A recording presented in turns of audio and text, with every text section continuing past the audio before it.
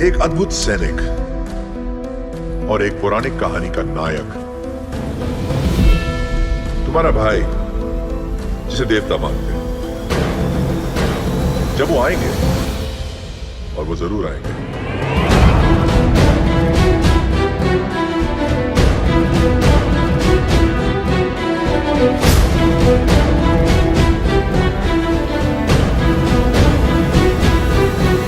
Hello, मैं हूं Purnima and welcome to Bollygrad studios.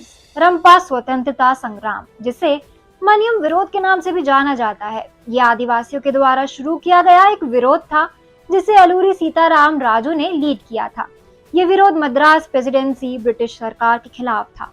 ये विरोध अगस्त 1922 में शुरू हुआ था और तब तक चला जब तक ब्रिटिश सरकार ने मई 1924 में अलूरी सीताराम राजू को पकड़ नहीं लिया।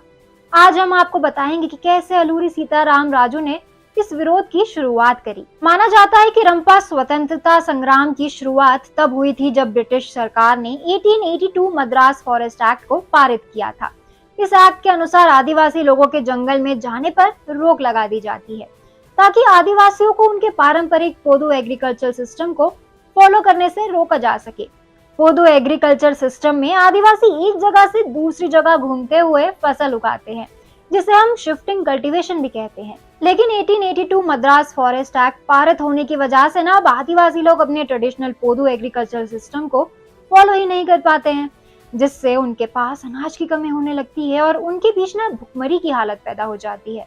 ब्रिटिश सरकार के इस एक्ट को पारित करने के पीछे यही कारण था कि वो आदिवासी लोगों को अपने अंडर में ला सके। इसी एक्ट के पारित होने के दौरान ही ब्रिटिश सरकार ने अपने राज्य में ना मुत्तादार की भूमिकाओं को भी समाप्त कर दिया था। मुत्तादार असल में टैक्स कलेक्टर हुआ करते थे, जो उस समय के राजा के लिए ना आदिवासियों से टैक्स कलेक्ट किया करते थे। इन मुत्तादारों के पास कई सारी पावर्स हुआ करती थी और इनकी भूमिका ना काफी इंपॉर्टेंट हुआ करती थी और अपने बाद ये अगला मुत्तादार अपने बेटे को ही बनाया करते थे।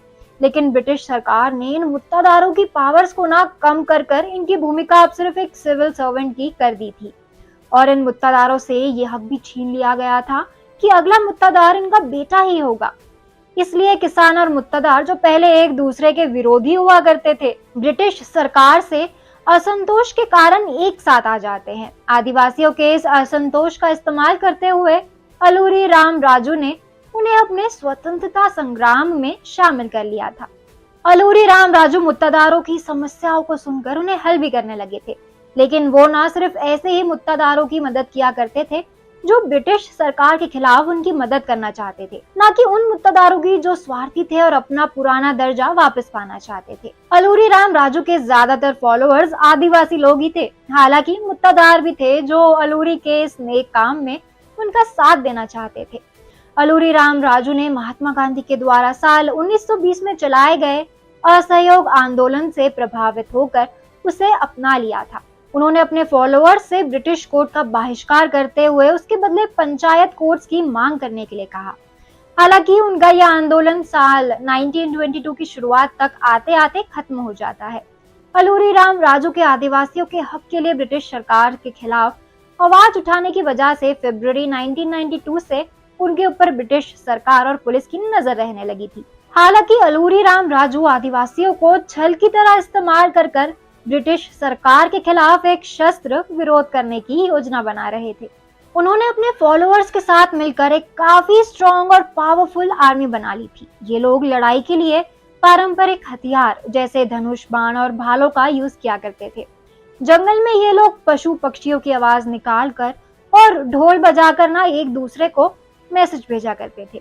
इतने सालों तक जंगल में रहने और घूमने की वजह से ना राम राजू को जंगल की भौतिक विशेषताएं समझ आ गई थी, जिससे बाद में अलूरी को गोरिल्ला वॉरफेयर टैक्टिक्स में काफी मदद मिली थी और उन्होंने यही गोरिल्ला वॉरफेयर टैक्टिक्स अपनी आर्मी के सोल्जर्स को भी सिखाए थे, जिससे शुरुआत में उन्हें ब्रिटिशर से लड़ने में ना काफी सफलता मिली थी। लेकिन अलूरी जल्द ही समझ गए थे कि बंदूकधारी ब्रिटिश सोल्जर्स के सामने ना उनके ये पारंपरिक हथियार ज्यादा काम नहीं आने वाले थे। इसलिए वो अब पुलिस स्टेशन पर ना हमला करके उनसे उनके हथियार छीनने लग गए थे। तो क्या राम राजू का ये शस्त्र विरोध सफल हुआ? जानेंगे इस वीडियो के अगले पार्ट में। आज के लिए बस इतना ही। ये वीडियो अगर आपको पसंद आया हो तो इसको लाइक और शेयर करें, साथ ही सब्सक्राइब करना ना भूलें बॉलीग्राज स्टूडियोज को।